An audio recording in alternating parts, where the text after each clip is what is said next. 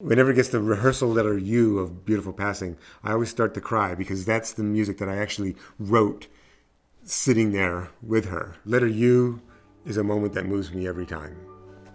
I wrote this piece, Beautiful Passing, about my mother's death that really dug into me. And being present for my mother's passing was a significant event. The story begins when my mother called me one morning and said, Steve, I want you to, she was, had been sick, and she was in a assisted living facility. He said, Steve, I want you to come visit me earlier today because today's going to be my last day. And taken aback. Yeah, okay. Instead of visiting you in the afternoon, I will come first thing in the morning. I came first thing in the morning, and all the nurses and the aides from this assisted living facility came up to me and said, Steve, your mom called us and thanked us for all our care and said that today was going to be our last day. And I said, yeah, she said the same thing to me. So I went up to her room and I opened the door, and first thing I said was, Mom, I don't want you to be bummed out if you wake up tomorrow morning and you're not dead. And she laughed. She had a great sense of humor. And, laughed and then handed me this folder with all the phone numbers that I should call after she passes. Annotated. Now, I think the cable bill, they should prorate that. It's only the, 27th of the month. They shouldn't charge you for the whole month. And I prepaid this cremation. Don't let them charge you. I don't want anything fancy, just what I paid for. And she went through this. I got very, emotional. I was laughing, but I was crying. And she said, Steve, please don't be sad. I've had a beautiful life. Please tell everyone I had a beautiful passing.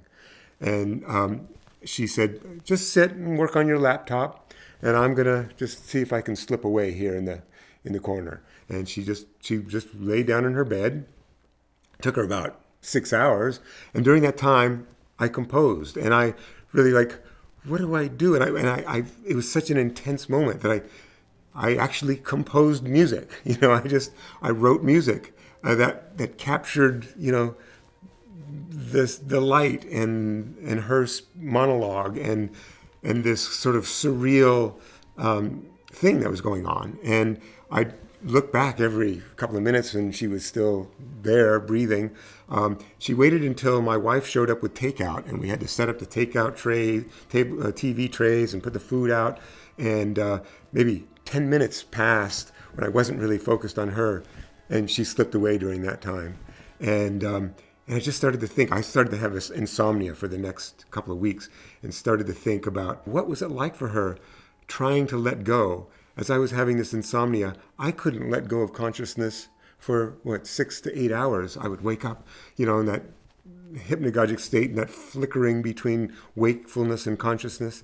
And, my mother, as far as we know, for eternity, let go. And I just started to think about what that must have, what is that like? What is that consciousness like? So I wrote this piece, Beautiful Passing, which has her strength in the solo violin, has the orchestra kind of playing the role of all this, the cable company and the funeral home and me.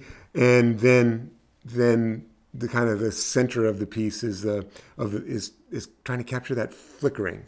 And it's the first time that a piece really was autobiographical for me. And it's sort of raised the bar about crux movement in a piece. I mean, the way I think of a shape, I like things to happen. I like more and more telling stories. I'm really more interested in the flow, the continuity of the story. And I like to have something that the story hinges on and hangs off of. And since then, I've tried to draw more on that, that kind of personal emotion to drive a composition.